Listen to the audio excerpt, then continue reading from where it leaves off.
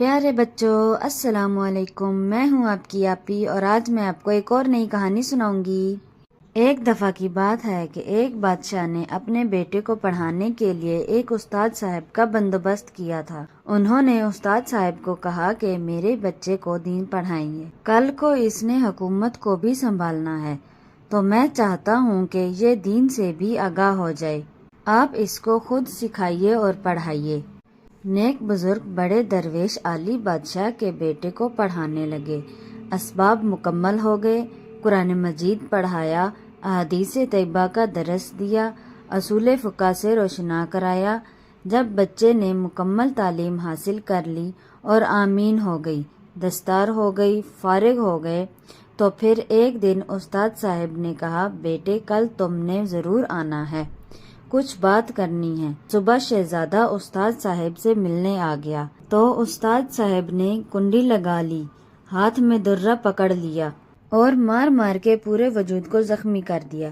کوئی غلطی نہیں کی تھی، کوئی بات نہیں تھی، بلا وجہ بچے کو مارا۔ بچہ بادشاہ سلامت کے پاس آیا اور کہا کہ ابا جی سمجھ نہیں آئی، لیکن استاد نے بڑا مارا ہے۔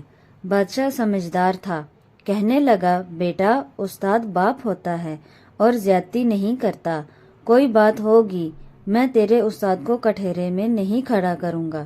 پھر بچے نے والدہ سے بات کی تو اماں کہنے لگی، بیٹا میں تیرے باپ سے کیسے بات کروں گی؟ وقت گزر گیا، 22 سال بیت گئے، بادشاہ کا انتقال ہوا، شہزادہ تخت پہ بیٹھا۔ پہلا حکم یہ دیا کہ میرے استاد کو بلاؤ۔ استاد جی بوڑھے ہو گئے تھے، چھڑی کے اوپر ٹیک لگا کے آئے اور بھویں سفید ہو کے جھک گئی تھی۔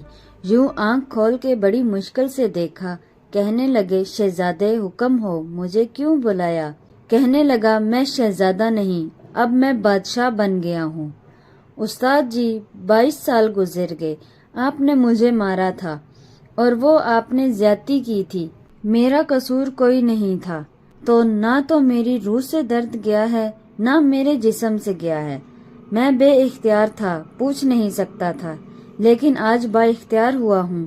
سب سے پہلا حکم آپ کا دے کے بلایا ہے، بتائیے کیوں مارا تھا، میری زیادتی بتائیں۔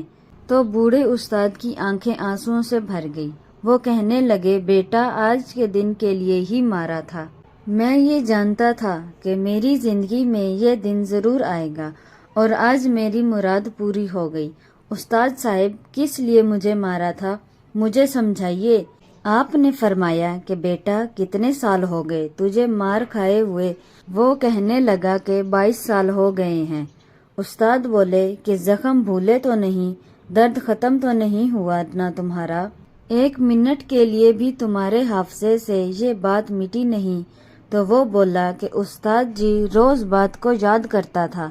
استاد کہنے لگے کہ تجھے یاد رہا، مجھے پتا تھا کہ تو ایک دن ضرور حکمران بنے گا، میں نے تجھے اس لیے مارا کہ تجھے ہمیشہ یاد رہے کہ کسی پر ظلم نہ کرنا، اور اگر تجھے 22 سال تک یاد رہا تو جس پر تو ظلم کرے گا اسے بھی قیامت تک یاد رہے گا۔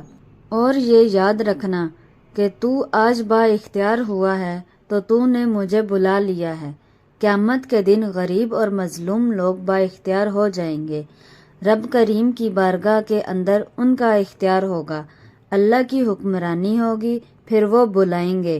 بڑے بڑے لوگ دنیا میں جن کی پگڑیاں اونچی تھیں وہ سر جھکائے کھڑے ہوں گے، جو دنیا میں ظالم بنتے تھے ان کی پشتیں لال ہوں گی، ان کو غدار لکھا جائے گا، قیامت تک نہیں بھولیں گے۔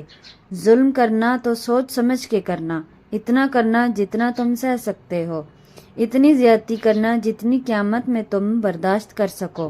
میرے نبی کریم صلی اللہ علیہ وآلہ وسلم نے فرمایا، ظلم سے بچو، یہ قیامت کے اندھیروں میں سے ایک اندھیرا ہوگا۔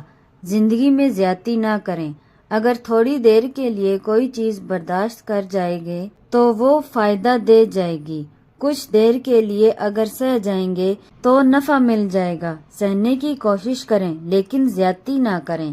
پیارے بچوں، کسی کے ساتھ ناحق ظلم و زیادتی نہیں کرنی چاہیے، جو بھی ظلم و زیادتی کرے گا وہ قیامت والے دن جواب دہ ہوگا۔ اچھا، اب مجھے اجازت دیں تاکہ میں آپ کے لیے ایک اور نئی اچھی کہانی لا سکوں۔ میرے چینل کو لائک، شیئر اور سبسکرائب کریں۔ اللہ حافظ۔